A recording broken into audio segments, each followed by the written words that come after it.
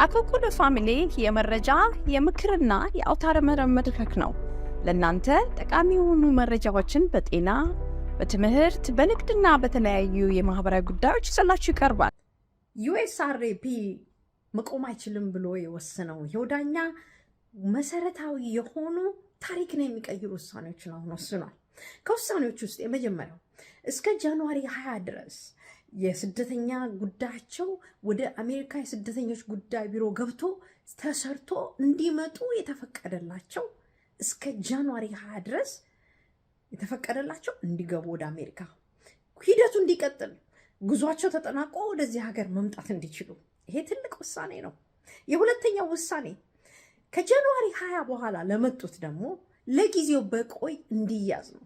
ይሄ ሁለተኛው ውሳኔ የሪፐብሊካን አስተዳደር አዲስ የሚቀበሉትን ማመልከቻዎች በይዘት በመያዝ ለጊዜው ይሄ ፍርድ ጉዳዩ እስኪያልቅ ድረስ ይዘው እንዲያቆዩ ነው የወሰነላቸው። እነሱ ይሄን ነገር መመለስ ወይም ደግሞ ሪጀክት ማድረግ አይችሉም። ምክንያቱም ዳኛው ወስኗል። ቀድሞ ፌብሩዋሪ 28 የወሰነው ይሄው ዳኛ አሁንም የወሰንኩት ውሳኔ እንዳለ ነው ብሏል።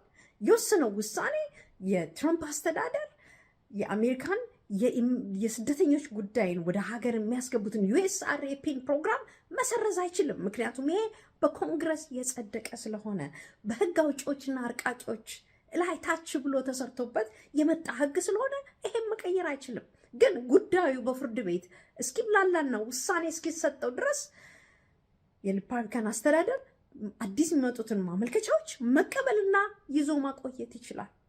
ምንም አይነት ግን ፕሮሰስ አያደርግም። በሶስተኛ ደረጃ የወሰነው ሌላ ውሳኔ ትልቅና ገንቢ ሆነው ደግሞ እነዚህ ስደተኞች ወደዚህ ሀገር ሲመጡ ምግብ፣ መጠለያ፣ ስራ፣ ትምህርት ቤት፣ ሌሎችንም የጤና እንክብካቤ እንዲያገኙ ጥረት የሚያደርጉ እነዚህ የስደተኛ ተንከባካቢ ድርጅቶች የትራምፕ አስተዳደር በስቴት ዲፓርትመንት በኩል ፈንዲንጉን ወይም ደግሞ እርዳታውን ቆርጦባቸው ነበር።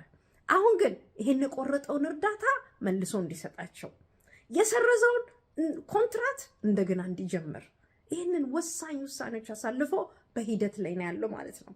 ይሄው ዳኛ ጥሩ ውሳኔዎችን በሶስት ዳኞች እየተደገፈ አማካሪዎች እየተደገፈ እየወሰነ ነው። እንግዲህ ያለውን ሁኔታ በዩቲዩብ ቪዲዮ ሊንክ ላስቀምጣላችኋለሁ። ኮሜንት ውስጥ ገብታችሁ እዩት፣ አንብቡት። ውሳኔውን እንከታተላለን። መልካም ጊዜ። ዌብሳይታችንን akolkuluFamily.com ይጎብኙ። በሶሻል ሚዲያም ከተሉን። አኮኩሉ ፋሚሊ